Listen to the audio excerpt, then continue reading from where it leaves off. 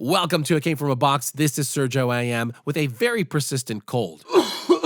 And on this 16th Nintendo Switch HAULED episode, we're checking out new controllers, EDC bags, an adorable way to store your games, and more, but this time all under 1 minute or less. Here we go.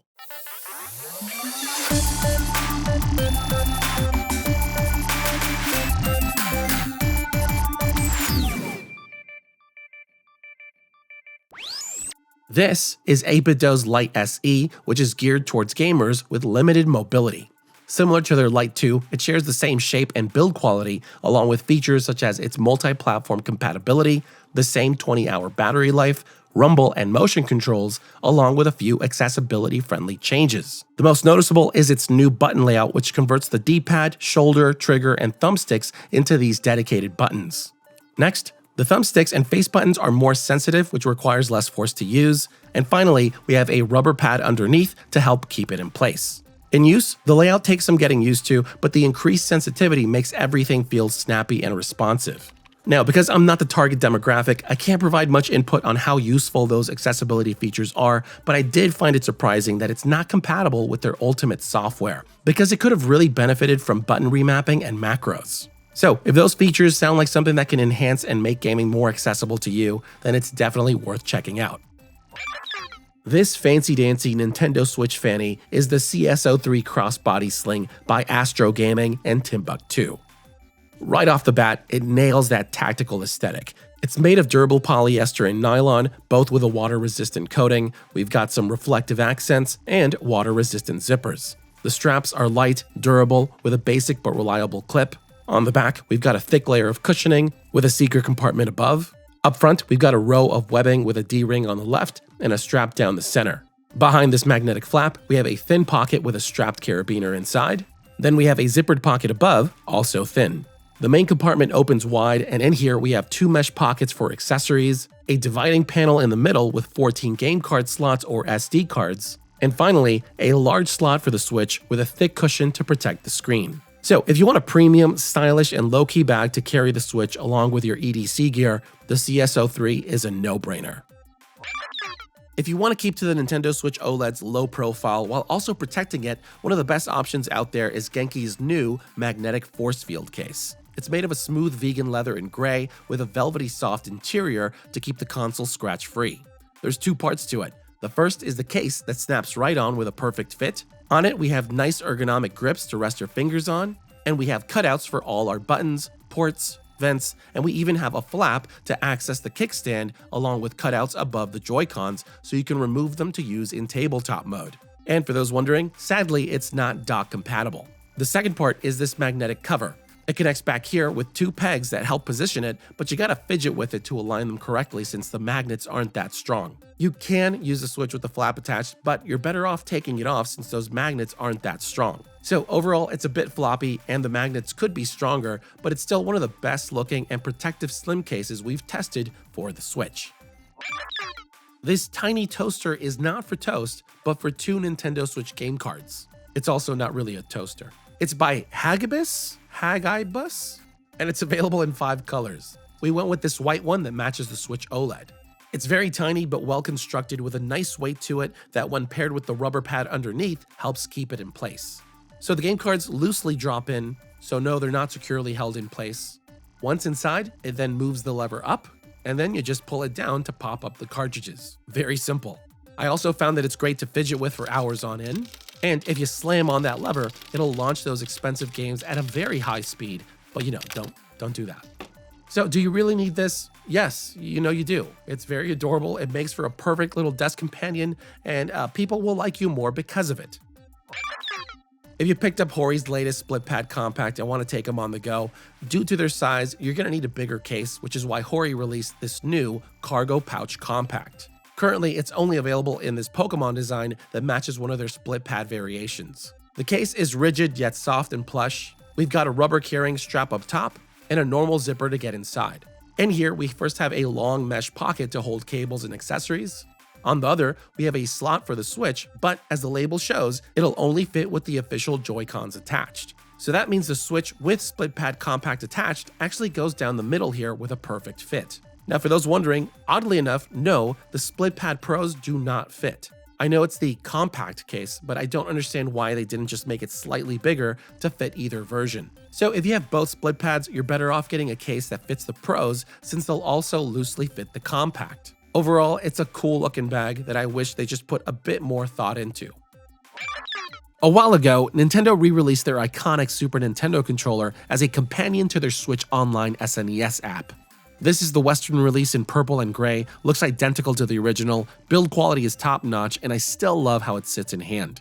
All the inputs work very well, especially the best-in-class D-pad, but now it's wireless with a 20-hour battery that charges via USB-C, we have ZL and ZR buttons up top, and surprisingly, no capture or home buttons, so have another controller nearby to access those.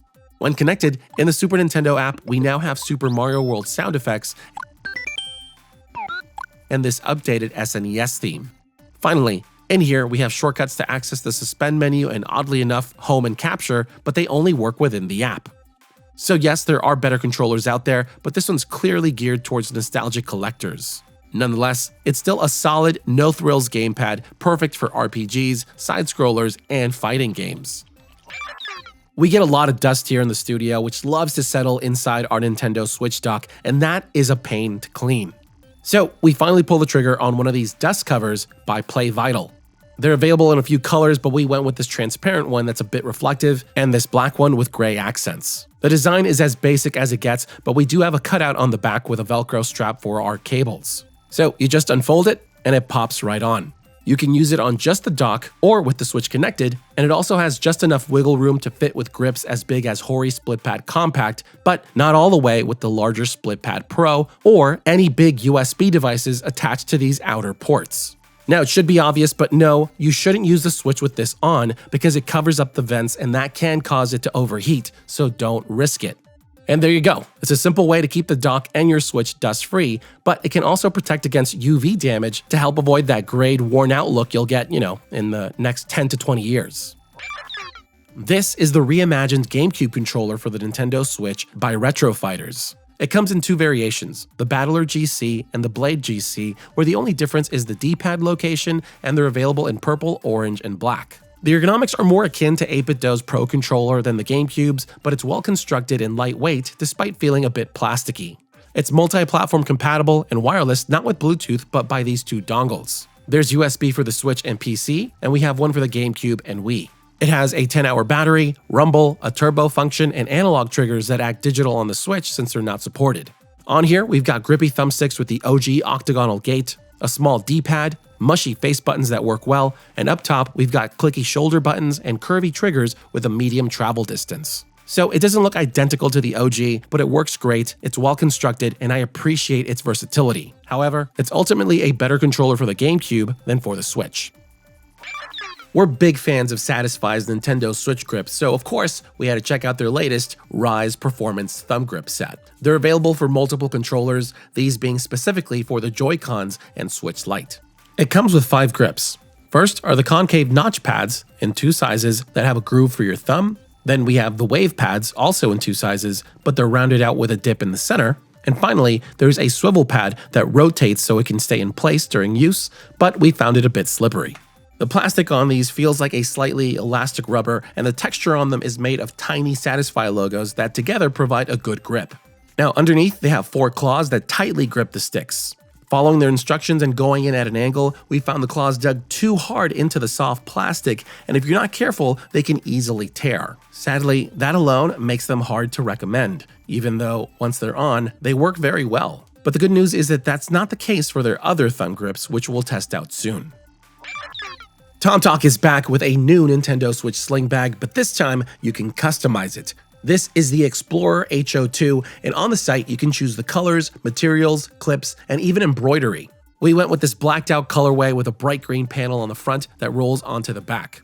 The bag looks great with premium materials and solid construction. It has straps on both sides, we embroidered the left. The back has a simple strap that's easy to adjust, and we went with the large magnetic fit lock that snaps into place and unlocks easily with a pull of the lanyard. The bag has 3 compartments, including a hidden one at the back for small items, and a thin pocket in the front with a strapped carabiner inside. Then we have a wide main compartment with a perfect size slot for the Switch, so no, it won't fit with grips attached. Then we have a dividing panel in the middle with 2 elastic mesh pockets on one side. And finally, we have a large front slot for anything else you need. So if you're in the market for a custom sling bag to carry your Switch along with some essentials, you can never go wrong with tomtoc.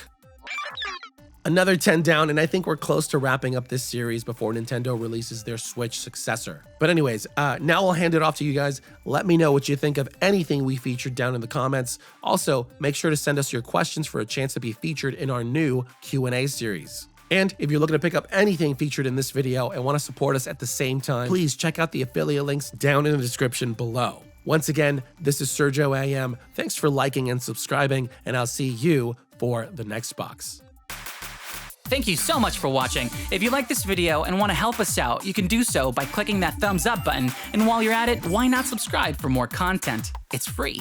We also love to hear you out, so please leave a comment down below or talk with us on Twitter, Instagram, and Facebook. I'm Sergio IM, and I'll see you for the next box.